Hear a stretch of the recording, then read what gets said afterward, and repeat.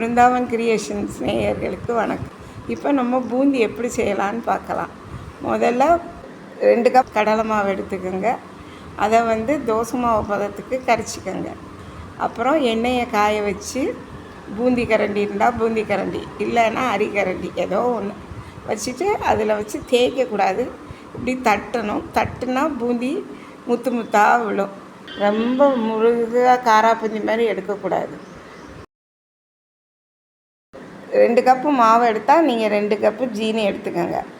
அந்த 2 கப்பு ஜீனிக்கு அரை கப்பு தண்ணி ஊற்றி பாகு காய்ச்சுங்க. பாகு காய்ச்சும்போது நம்ம 2 விரலுக்கு இடையில் அந்த ஜீனியை இதை தொட்டு பார்த்தா அப்படி நூல் மாதிரி வரும், ஒரு நூல் மாதிரி வரும். அதுதான் ஒத்த கம்பி பதம். அப்புறம் இந்த பூந்தியை பூரா சுட்டு எடுத்துட்டு அந்த பாகில் இந்த பூந்தியை கொட்டி நல்லா கிளறிட்டு முந்திரி பருப்பு, கிஸ்மிஸ், கற்கண்டு, ஏலக்காய், கிராம்பு, சிறிதளவு பச்சை கற்பூரம், ரொம்ப சிறிதளவு தான் போடணும். நிறைய போட்டால் கசந்து போகும். போட்டால் பூந்தி ரெடி. சுவையான சூப்பரான பூந்தி ரெடி. இந்த பூந்தி உங்களுக்கு பிடிச்சிருந்துச்சுன்னா லைக் பண்ணுங்கள், ஷேர் பண்ணுங்கள், சப்ஸ்கிரைப் பண்ணுங்கள். பக்கத்தில் இருக்க பெல் ஐக்கானை கிளிக் பண்ண மறந்துடாதீங்க. இந்த பூந்தியை ட்ரை பண்ணி பார்த்துட்டு எப்படி இருக்குன்னு கமெண்ட் பண்ணுங்கள். உங்களுக்கு வேறு எதுவும் வேணும்னாலும் சொல்லுங்கள், நான் சொல்லித்தரேன்.